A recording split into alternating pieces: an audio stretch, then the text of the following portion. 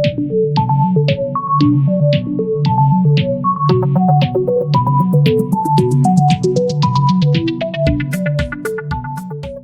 balik lagi bersama gue Reza di RO.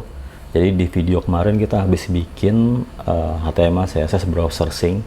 Jadi kita bikin tutorial gimana caranya ngetes website kita di banyak device.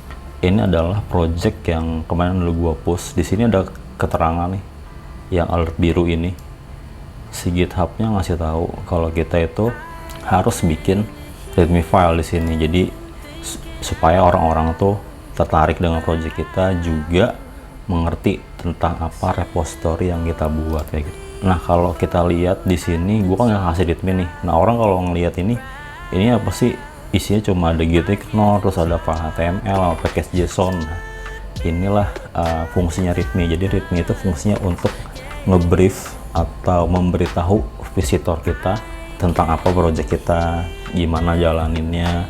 Terus kita juga bisa menempelkan screenshot atau tampilan dari project kita itu. Jadi ngasih tau lah gambaran gitu gimana sih atau apa sih project kita ini begitu. Oke, kita langsung aja lihat di VS Code. Nah, di sini ini adalah filenya yang kemarin gue buat.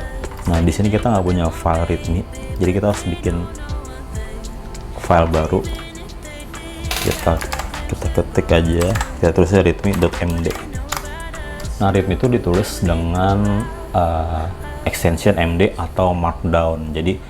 Jadi Markdown adalah simple markup language yang bisa kita gunakan untuk menuliskan teks yang berformat. Artinya tuh kita bisa kasih heading, kita bisa bikin bold, bisa bikin list, bisa nge-attach table, terus nge-attach image. Kalau gue bisa bilang versi simpelnya dari markup atau bahasa dari HTML. Nah, untuk bikin isinya, nah ini kita udah lihat nih di sini ya. Nah, di sini kita bisa klik yang ini nih. Nah, di sini VS Code kerennya dia bisa ngasih preview apa yang kita ketik di file readme.md-nya. Kita ketik misalnya ini heading kalau misalnya. Nah, ini bisa jadi heading nih. Crash heading. Jadi heading ini bisa kita pakai untuk bikin judul ya. Oke, karena gua tuh nggak gitu apal cara penulisan Markdown, nah makanya gue mau ngasih tools yang menarik, yaitu readme.so. Ini adalah Markdown atau readme generator. Jadi kita benar-benar disajiin dengan UI seperti ini. Ini menunya di sebelah kiri ya. Jadi ntar kita tinggal pilih-pilih aja. Oke, di sini kita mau bikin title, misalnya HTML, CSS, browser sync. Habis itu kita kasih deskripsi di project kita. Ini adalah menggunakan browser sync. Habis itu gue bakal pilih logo. Nah, logonya ntar bakal gue replace dengan screenshot projectnya. Habis itu gue bakal pilih ini kali ya, run locally. Ini bisa gue isi sama ini URL-nya.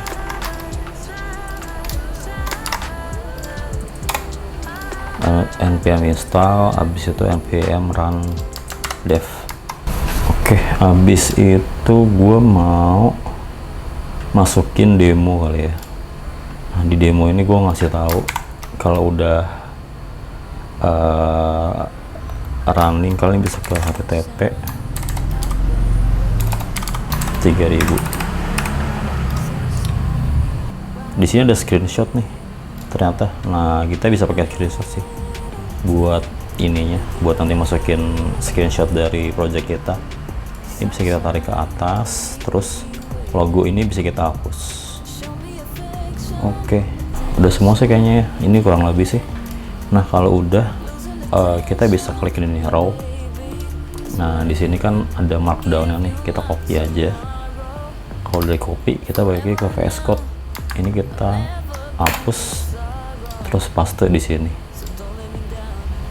Jadi kan cepet ya, cepet jadinya. Terus kita mau kasih screenshot. Pertama kita running dulu projectnya. Kalau udah running ya udah kita coba SS aja. Jadi ini screenshotnya, gue bakal pindahin dia ke projectnya, gue bikin folder baru, terus gue taruh di sini. Oke, kita buka lagi VS Code-nya ya. Di sini kita bakal lihat image sudah masuk di project. Kita bakal panggil. Nah, ini app screenshotnya kita bakal hapus aja. Terus kita ganti titik slash image, kita panggil yang udah masuk ke dalam project. Ini dia. Nah, ini kurang lebih aplikasi screenshotnya udah masuk. Aku bakal save. Ini sih udah aman ya. Oke, selanjutnya gue bakal git add, git commit, kita push ke GitHub. Kita kasih message add readme md file. Kita enter aja. Habis itu git push origin main. Enter. Oke, kita udah berhasil nge-push ke repo. Kita coba lihat di GitHub. Nah, ini kita coba refresh ya. Oke, nih udah masuk file readme-nya. Ini lebih baik ya dari yang tadi. Kalau yang tadi kan kita datang ke repo ini, kita nggak tahu nih ini project apa.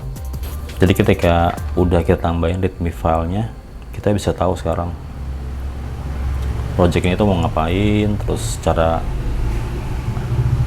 ngerunningnya gimana, terus cara ngaksesnya gimana. Habis itu kita juga bisa attach file YouTube ya.